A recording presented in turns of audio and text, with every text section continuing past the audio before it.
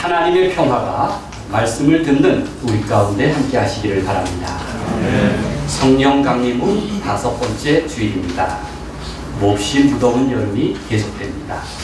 아무쪼록 건강에 유의하시기를 바랍니다. 예전에 TV에서는 무더위를 이기라고 의뢰 나비양 특집이란 호러 영화를 보여주었습니다. 기억하시나요? 귀신이 나오는 으스스한 영화를 보면 땀이 싹 가시는 모양입니다. 요즘 TV와 담을 쌓고 살지만 두 가지 경우만은 어떤 상황에도 TV가 있는 안방으로 달려갑니다. 제 아내가 여보 지금 김용구 집사님이 나와요. 그럴 때 달려가고, 그 다음 이상한 변호사 우경우를 시작해요. 이럴 때 달려갑니다. 이상한 변호사 우경우라고 보셨나요? 우영우. 우영우. 이 드라마는 지상파도 아니고 TVN이나 JTBC도 아닌 듣도 보도 못한 ENA라는 케이블 TV에서 하더군요. 1회 때는 시청률이 0.9%였는데 그런데 4회를 마친 지금은 드라마에서 절대 강자로 떠올랐답니다. 연예 기자의 글을 보니 인기 비결이 선한 매력 우영우 RE라고 제목을 달았더군요. 이 우영우는 자폐 스펙트럼 장애가 있는 천재 변호사입니다. 그가 어렵게 로펌에 들어가서 재판 과정에서 사건을 해결하는 법정 드라마입니다. 이 드라마는 복잡하지가 않습니다. 너무 단순해서 진부하기조차 합니다. 기자의 말을 빌리면 요즘 대세 드라마에선 세상을 구하는 주인공은 악인보다 더 악해져야 한다는 명제를 깔고 시작합니다. 하지만 이 드라마는 우영우처럼 선한 사람이 답이다.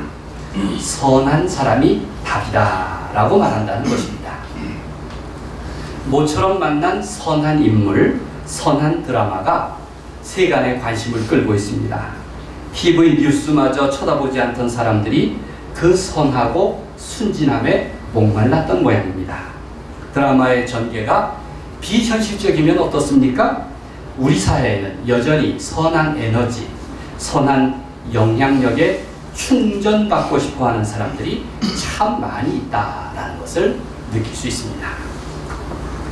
예언자는 지극히 선한 인물입니다. 성경에는 선한 드라마로 가득합니다. 본문은 농부 출신 순진한 예언자 아모스의 종횡무진 활약상을 들려줍니다. 그런데 선함이 곧 무기력함은 아닙니다. 진실한 선은 악과 당당히 맞섭니다. 제사장 아마샤는 북이스라엘의 종교 수도 베델의 권력자입니다. 그는 듣보잡 예언자 아모스가 하는 말에 반발하여 당장 왕에게 고발을 합니다. 본문 역시 휴먼 법정 드라마와 같습니다. 도대체 아모스의 예언 내용이 무엇이기에 그가 발끈하였을까요? 8절 말씀을 함께 읽겠습니다. 여호와께서 내게 이르시되, 시작. 여호와께서 내게 이르시되 아모스야 내가 무엇을 보느냐? 내가 대답하되 달인줄이니이다. 주께서 이르시되 내가 달인줄을 내 백성 이스라엘 가운데 두고 다시는 용서하지 아니하리니. 자, 이게 예언의 내용입니다. 하나님께서 아모스에게 보여주신 것은 달인줄입니다. 지극히 상징적인 물건입니다. 달인줄은 건물의 수직 상태를 보는 도구인데 건물을 쌓을 때 달인줄의 기준에 맞지 않으면 가차없이 허물어 버려야 합니다. 그래야 건물이 안전합니다. 여기서 하나님의 달인줄은 영적 상태를 진단하는 도구입니다. 하나님은 북왕국 이스라엘의 영적 상태를 달인줄로 진단합니다. 그것을 아모스가 목도한 것입니다. 달인줄로 진단해 보니 북이스라엘의 안전 상태가 위험하게 보였습니다. 북이스라엘의 현재 상태는 이건 무너뜨려야 할 상태임이 명백히 드러난 것입니다. 이게 바로 아모스가 한 내용입니다.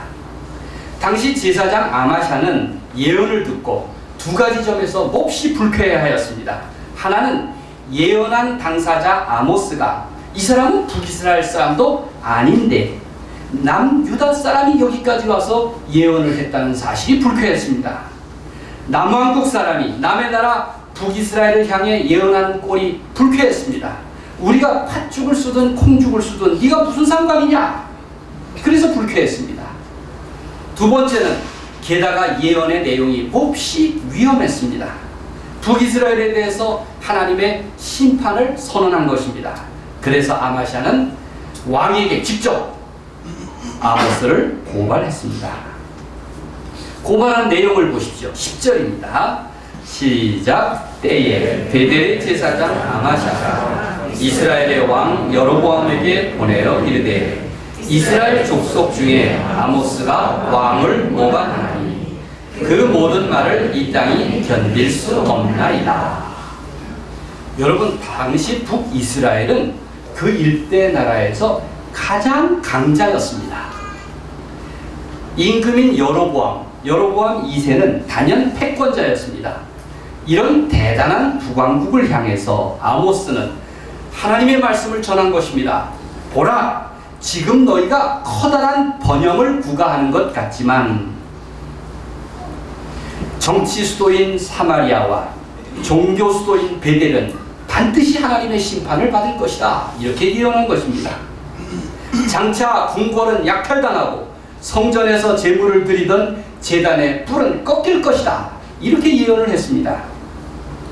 사실 북왕국의 입장에서는 그 예언은 말도 안 되는 소리였습니다. 당시 북왕국 이스라엘은 경제적으로 번영했고 남유다 왕국보다 그 일대 어느 나라보다 국방력이 훨씬 컸습니다. 국력의 크기나 왕권의 세기로 볼 때 절대 무너질 리가 없습니다. 아니, 흔들릴 기미조차 없었습니다.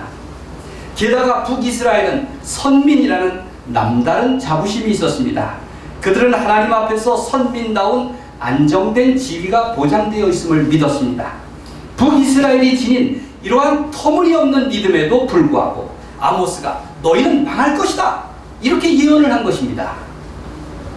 그런데 당혹스러운 점이 한두 가지가 아닙니다.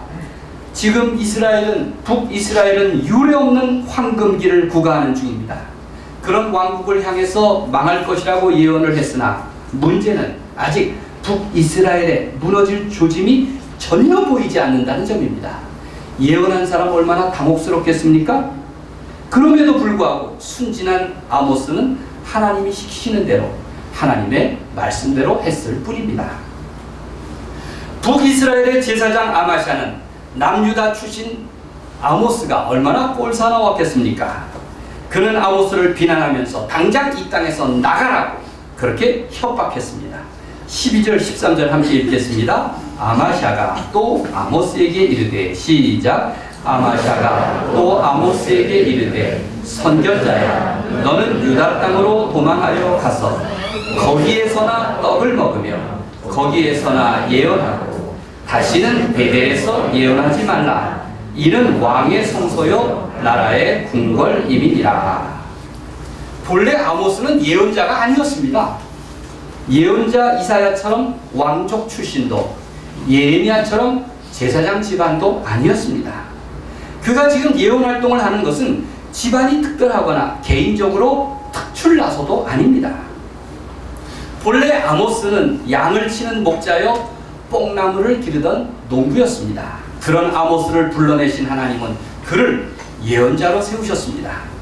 하나님은 왜 종교적으로 내놓으라는 인물들은 다 제쳐놓고 한낱 농부를 예언자로 세우셨을까요? 사람들이 아모스에게 물었을 것입니다. 너는 농부로서 어찌 예언을 했느냐? 네가 무슨 주제로 선지자가 되었느냐? 아모스는 아마 이 점이 몹시 불편했을 것입니다. 마치 밥벌이 수단으로 예언자 흉내나 내는 사람처럼 취급당하기 일쑤였기 때문이었습니다. 그래서 아모스는 자기 소명을 당당히 밝힙니다. 나는 예언자다. 나는 애초에는 선지자가 아니고 선지자나 제사장의 피를 이어받은 2세도 아니지만 나는 하나님의 부르심을 받은 사람이다. 이렇게 말했습니다. 그것이 아모스의 분명한 소명이었습니다.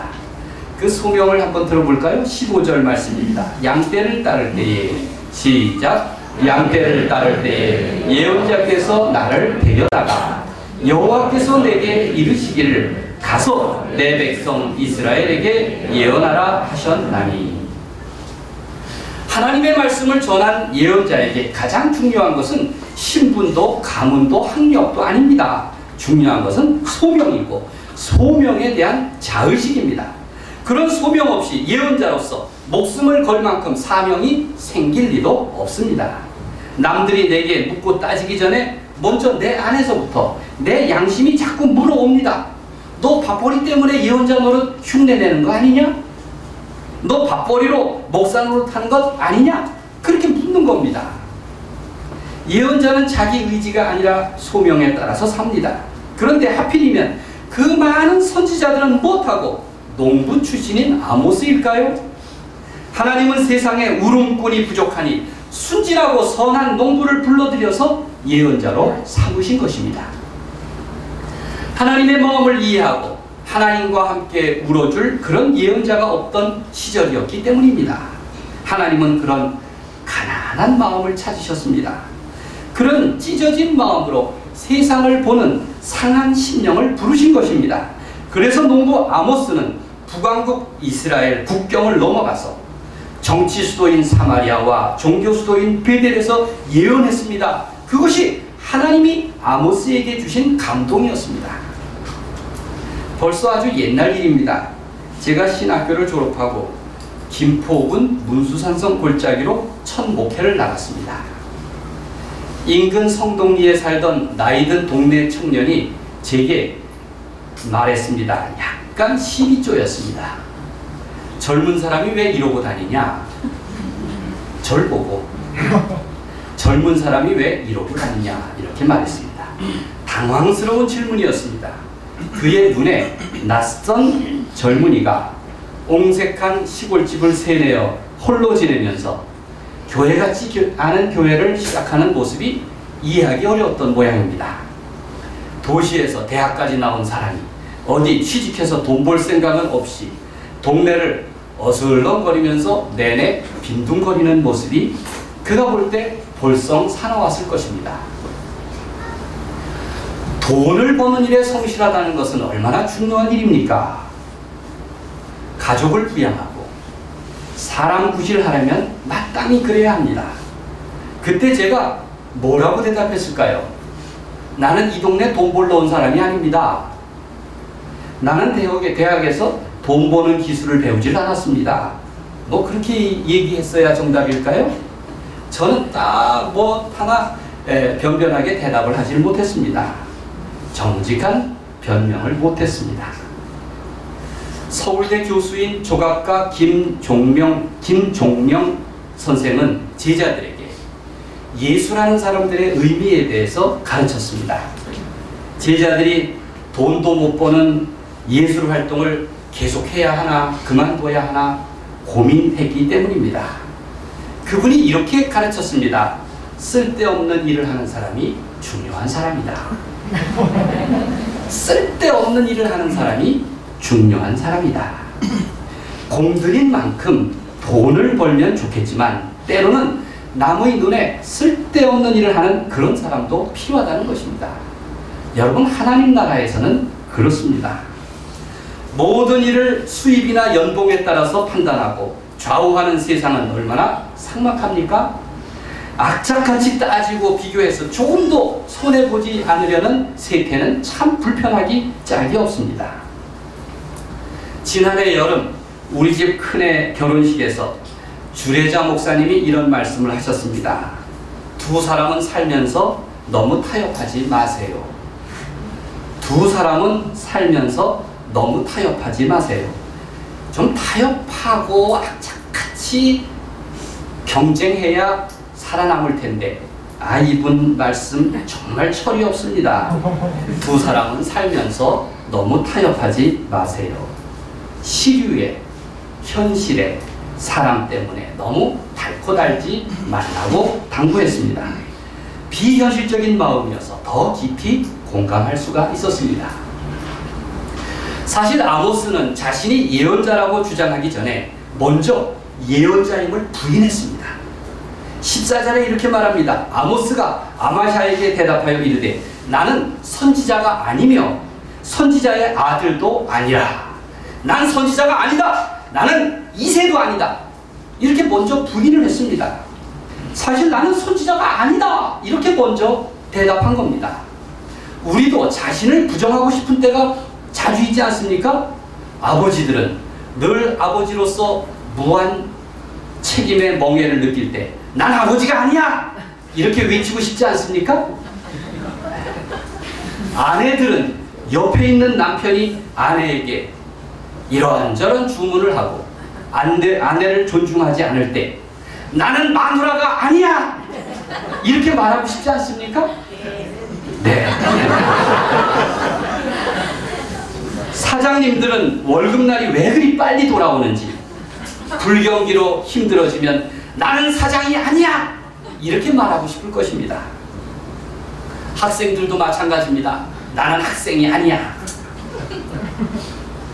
심지어 요즘 같으면 나는 대통령이 아니야! 이렇게 말하고 싶을 것입니다. 나는 멀쩡한 존재인데 교회에서는 늘 회개할 죄인이라고 말합니다. 회개 기도를 하라는데 여러분 그때마다 정말 뭘 회개해야 할지 모르는 경우도 많이 있을 것입니다. 우리가 죄에 둔감하기 때문입니다. 하나님의 음성에 민감하지 않기 때문입니다. 그럴 때 나는 죄인이 아니야! 이렇게 크게 외치고 싶을 것입니다. 이렇게 말하고 싶을 때가 얼마나 많이 있습니까? 그런데 그렇게 말하고 싶을 그때가 바로 내 정체성을 느낄 때이고 나를 바로 서게 만드는 기회가 되는 순간입니다. 회개하라는 소리를 들을 때가 바로 구원의 기회요, 내 새로운 삶을 선택할 시간임을 우리는 명심해야 할 것입니다. 임금이 임금답지 못하고 제사장이 제사장답지 못하면 그 나라와 종교는 영적 위기를 넘어서서 망할 징조입니다. 하나님이 원하시는 정의와 공의를 배반한 죄의 대가가 얼마나 무서운지 북이스라엘의 경우를 보면 알 수가 있습니다. 당시 북이스라엘의 경우 책임있는 자리에 있던 지도자들은 그 책무를 다하지 않았습니다. 민족의 장래에 대한 근심은커녕 저들은 눈앞의 이해관계에만 연연해 하였습니다. 정의와 불의는 하나님의 심판에서 중요한 열쇠가 되었습니다. 하나님이 원하시는 것은 절기를 지키고 제물을 드리는 일이 아니었습니다. 하나님이 정말 기뻐하시는 것은 선을 행하고 악을 미워하는 일입니다.